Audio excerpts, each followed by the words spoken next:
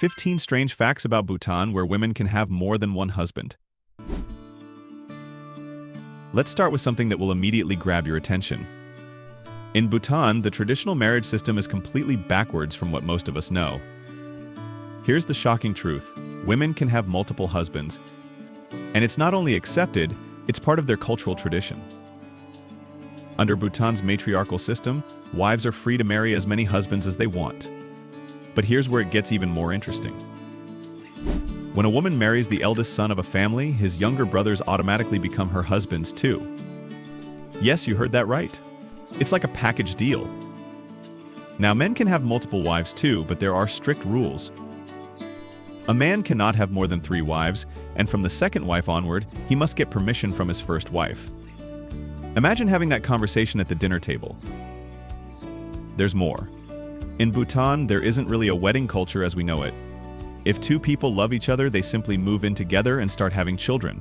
Very few couples actually register their marriage officially.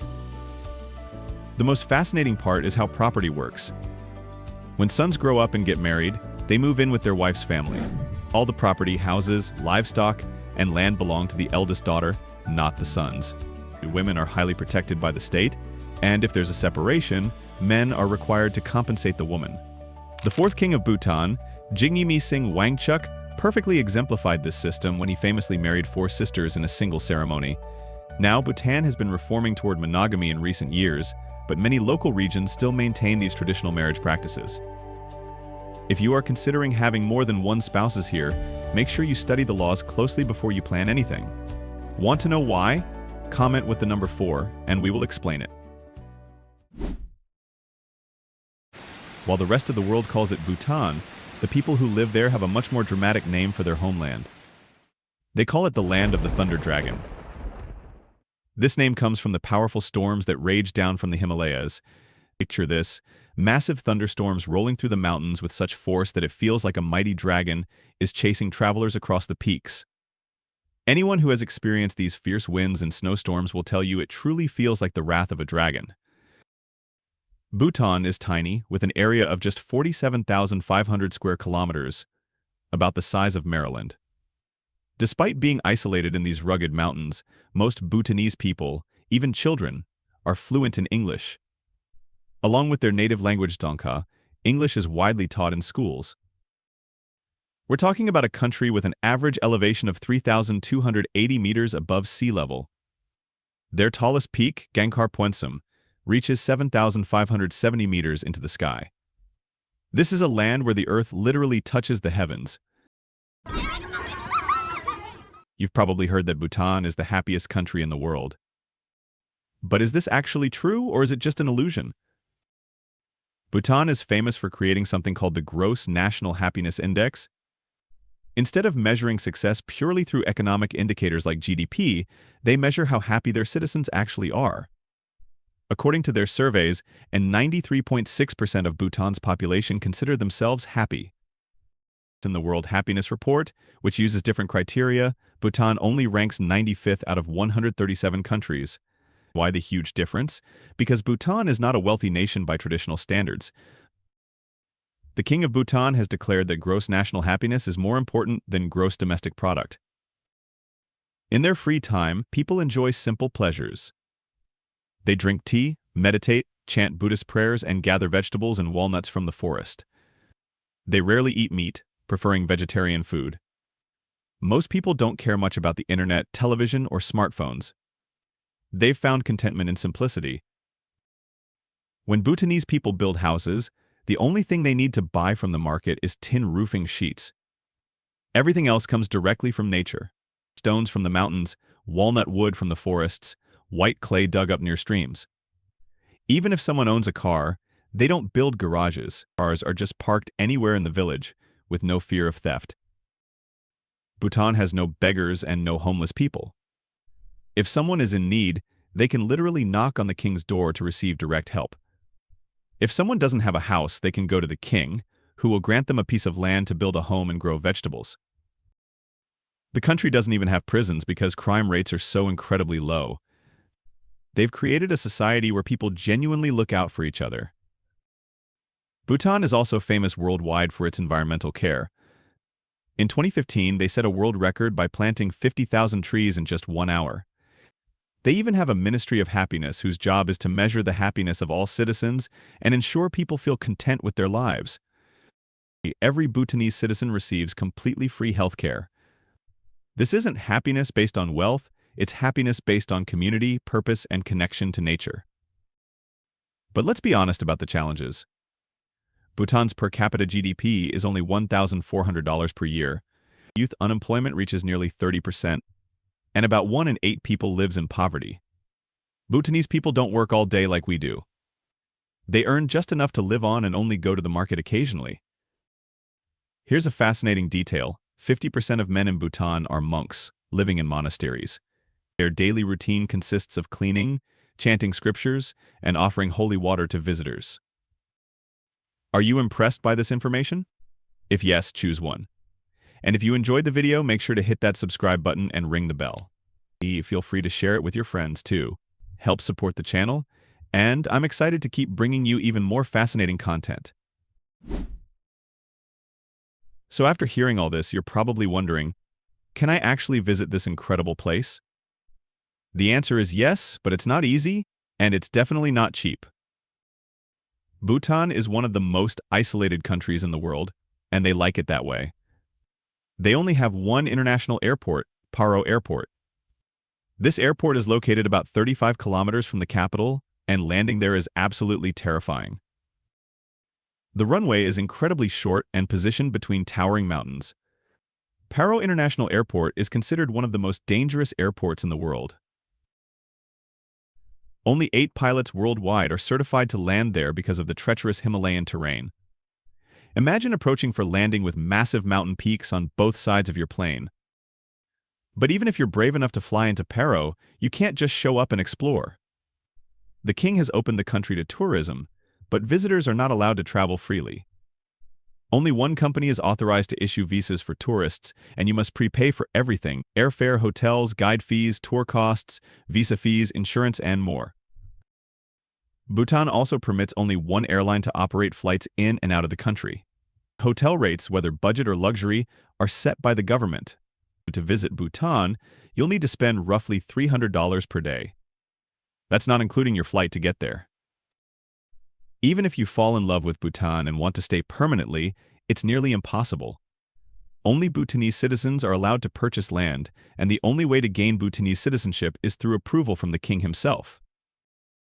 This exclusivity isn't meant to be elitist. It's Bhutan's way of protecting their culture and environment from being overwhelmed by mass tourism. They've seen what happened to other beautiful places when too many visitors arrive too quickly.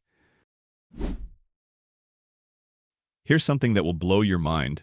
Bhutan doesn't have a single traffic light in the entire country. Not one. Thimphu, the capital and largest city, is the only place that ever experimented with traffic lights. But after just 24 hours, they removed the system. Why? Because locals felt that traffic lights disconnected them from the friendly traffic officers who had always directed traffic personally. Instead of impersonal lights, real people direct traffic at intersections. They use hand signals and the sound of horns to keep things moving.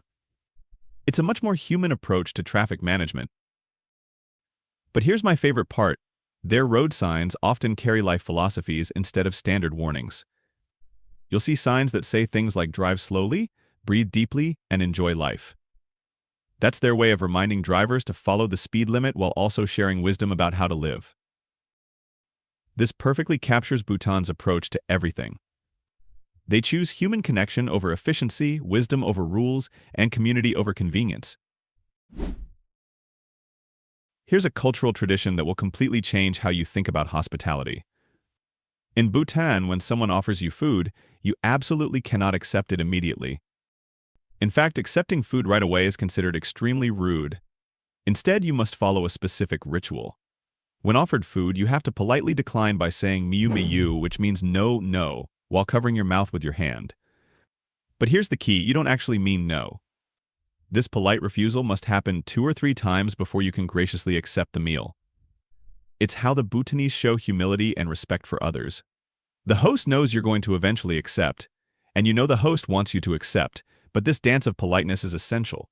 Interestingly, while refusing food in the US or Europe might be seen as impolite, you won't find a single McDonald's, Starbucks, KFC, or any other major international chain in Bhutan. According to local entrepreneur Choi Wangmo, it's not due to customs or restrictions. It's simply because Bhutan is not a profitable market for these international brands.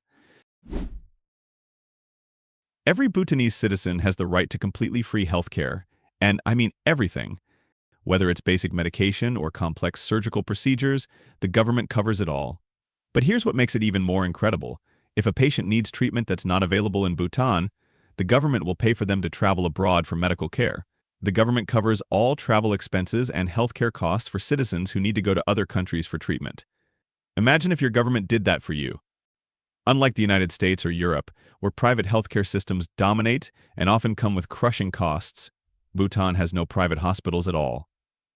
The entire healthcare system is government-run, ensuring that every citizen, whether they live in remote mountain villages or urban centers, receives exactly the same level of care. In our world of instant digital transactions and mobile banking apps, Bhutan operates completely differently. There is no online banking in Bhutan whatsoever. Instead of sitting at home and making transactions from your computer or phone like you would in the United States or Europe, Bhutanese citizens must visit the bank in person for every single transaction. Need to transfer money? You have to go to the bank. Want to check your balance? Bank visit required. In their world, Bhutan stands as a peaceful oasis where everything moves at its own pace, completely unaffected by the rush of modern technology. If war were to break out, Bhutan would be in serious trouble because their military is intentionally weak and small. Bhutan has no air force, just a handful of transport planes mostly used for rescue and relief missions. There's no navy because the country is landlocked, and there are no tanks either. The total number of troops is incredibly modest, only about 7,500 soldiers, and most of these are honor guards and the king's personal protection detail. Military service is completely voluntary, with a minimum recruitment age of 18. Bhutan's annual defense budget is a mere $10 million, and most of that money goes towards ceremonial uniforms for the troops. To put this in perspective, Russia spends more than $155 billion on defense, which is 38.6% of their national budget. Bhutanese people don't just enjoy chili peppers, they're absolutely obsessed with them. About 90% of Bhutanese dishes are made with butter, and chilies appear in almost every single meal. You'll find every kind of chili preparation imaginable: dried chilies, fresh chilies, sliced chilies, green chilies, red chilies, often cooked together with traditional Bhutanese cheese. One classic dish is sakam pie, made with dried beef, white sakam chilies, and radish. What makes this dish special is that the chilies are cooked whole rather than sliced, creating an intense flavor experience. But the most famous dish is ima datshi, Bhutan's legendary chili and cheese stew. Bhutanese people love this dish so much that they eat it with almost every meal, usually adding extra chilies and pepper for even more heat. They also make cheese into small square blocks and hang them up for preservation. This version is called chogo, and eating a single piece can take up to 45 minutes to finish because it's so tough and intensely flavored. The staple grain isn't white rice like in most Asian countries, but red rice. It has a tougher texture, but that makes sense when you consider how difficult rice cultivation is in a country with the highest average elevation in the world. Bhutanese people also love drinking tea, but not the way you might expect. They typically enjoy black or green tea with a bit of salt, pepper, and a small spoonful of butter. It's like a savory, warming drink that perfectly complements their spicy food. Here's a surprising statistic: the average adult in Bhutan consumes about 8.47 liters of alcohol per year, which is higher than the global average of 6.2 liters. The country has more than 5,400 bars for a population of only 750,000 people. But even their drinking culture has unique rules. On Tuesdays, known as Dry Day, the Bhutanese government completely bans the sale of alcohol in bars. It's their way of promoting moderation and giving people a regular break from drinking. The people of Bhutan are so connected to their cultural heritage that they wear traditional clothing every single day, not just on special occasions. For men, the traditional outfit is called the go, and for women, it's the kira. The Go is particularly interesting because it features a large pocket in the front that's not only practical for carrying things like phones, but also cleverly designed to hide a belly if needed.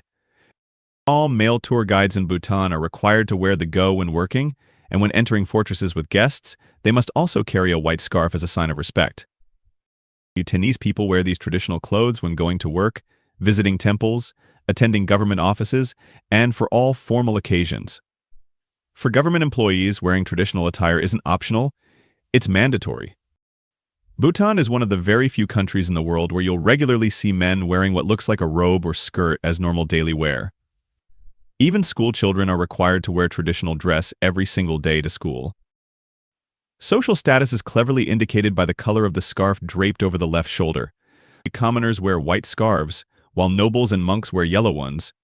It's a visual system that immediately tells you someone's place in society. Their wedding ceremonies are equally fascinating.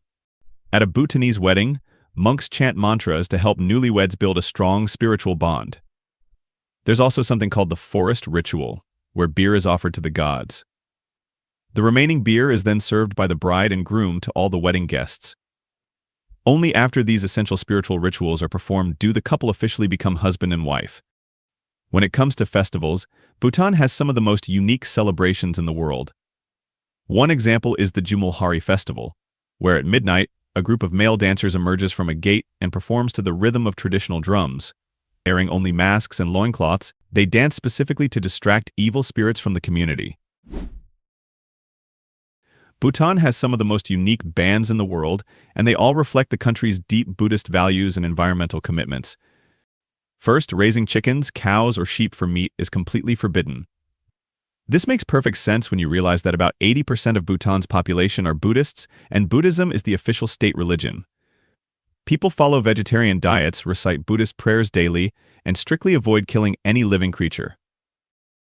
The no-killing rule is taken so seriously that people are not allowed to kill even a bug or insect that crawls into a hotel room. Hunting and fishing are also banned throughout most of the country, with only a few specially designated areas as exceptions. To protect their organic farming practices, the import of chemical fertilizers is completely prohibited. This means all vegetables are grown without pesticides or artificial chemicals, making Bhutan's food supply naturally organic. Here's something that will blow your mind. Television and the internet were banned in Bhutan until 1999. The king finally lifted this unusual ban, making Bhutan the very last country in the world to gain access to television. The first TV set arrived in June 1999, marking the end of an era. But the most famous ban is on tobacco. In 2004, Bhutan became the first government in the world to completely ban the sale and smoking of tobacco. Anyone caught selling tobacco faces a $1,500 fine. Smokers can face up to 3 years in prison. The year after this law was passed, over 800 people were fined, and nearly half of them actually went to jail. The first person arrested was Sun Nam Singh, a monk caught carrying 180 grams of chewing tobacco. This case caused nationwide outrage because people felt it was too harsh. Under public pressure, the law was slightly relaxed. People are now allowed to buy 300 cigarettes, 50 cigars, or 250 grams of other tobacco products from abroad, but they must present official receipts proving they purchased them legally outside Bhutan. Environmental protection is taken incredibly seriously. Bhutan requires that at least 60% of its territory remain forested at all times. Cutting down a tree without special government permission results in heavy penalties and sometimes imprisonment. If you do get permission to cut down one tree, you must plant 2 saplings in its place. This environmental commitment has made Bhutan the only carbon-negative country in the world. They actually absorb more carbon dioxide than they produce. Mountain climbing is also heavily restricted. Climbing peaks higher than 6,000 meters has been banned since 1994, and all mountaineering was completely prohibited in 2003. This protects both the environment and the spiritual significance of the mountains. The current king of Bhutan, King Jigme Khesar Namgyel Wangchuck, has one of the most romantic love stories in modern royal history. His wife, Queen Jetsun Pima, became famous as the youngest queen in the world when they married. She was just 21 years old at the time. But what makes their story truly extraordinary goes far beyond their age difference. In a country where tradition allows men to have multiple wives, King Jigme made a revolutionary declaration. He would have only one wife, Queen Jetsun Pima, for his entire life. Their love story began with what sounds like something straight out of a fairy tale. When Jetsun Pima was just 7 years old, she met the 17-year-old Crown Prince Jigme at a public event. The little girl was immediately captivated by the handsome young prince and did something that shocked everyone present. She ran up to him and hugged him openly, then boldly declared her wish to marry him when she grew up. Although she was very young and innocent, her sincerity and fearless expression of affection marked an important moment that neither of them would forget. What happened next is like something from the most beautiful love stories. The prince was charmed by her innocence and spirit. As she grew up, they maintained a connection, and their childhood encounter blossomed into genuine love. When they finally married, their wedding captured international media attention. Here was a young king who could have chosen anyone, who could have followed tradition and taken multiple wives, but instead chose to commit his entire life to one woman based on a love that began when she was just a child. Their relationship has become a symbol of how love can transcend tradition, age, and social expectations. In a world where royal marriages are often political arrangements, theirs stands as proof that true love still exists, even in the most traditional societies. The queen has embraced her role beautifully, becoming not just a royal figure but a genuine partner in the king's vision for Bhutan's future. Together, they represent a new generation of leadership that honors tradition while embracing positive change. After learning about all these incredible facts, you're probably wondering what it's actually like to experience Bhutan as a visitor. Despite all the restrictions and challenges, Bhutan offers some of the most breathtaking and spiritually moving experiences on Earth. One of the most famous destinations is the Paro Monastery, also known as Tiger's Nest. This isn't just any monastery. It's perched on a steep cliff nearly 3,000 meters above sea level, creating one of the most dramatic and awe-inspiring sights you'll ever see. Getting to Tiger's Nest is an adventure in itself. You have to climb 850 steps over the course of about 3 hours. It's a challenging journey that tests your physical endurance and mental determination. But the reward is absolutely worth every difficult step. Besides the monastery, Bhutan is also home to the Phobjika Valley, where travelers can experience untouched natural beauty. The valley is filled with old forests, colorful rhododendrons, and traditional houses that carry the charm of local culture. Visitors can learn about the way of life here and enjoy the local rice wine, known as Ara. Another highlight not to be missed is Dula Pass. This is an ideal place to witness sunrise or sunset against the endless white snow. Dula Pass is admired not only for its natural scenery, but also as a memorial site honoring the heroes who gave their lives in the war. So there you have it, 15 absolutely incredible facts about Bhutan that prove this tiny Himalayan kingdom is unlike anywhere else on Earth. I'm incredibly curious to hear your thoughts on Bhutan's approach to life. Which of these 15 facts surprised you the most? Do you think Bhutan's focus on happiness over economic growth is something other countries should adopt? And honestly, after learning all this, would you want to visit Bhutan despite the high cost and travel restrictions? Let me know in the comments below what aspect of Bhutanese culture you find most fascinating. I read every single comment and love hearing your perspectives on these incredible places and cultures. If you enjoyed discovering these amazing facts about Bhutan, make sure you're subscribed. Thanks for joining me. Until next time, keep exploring.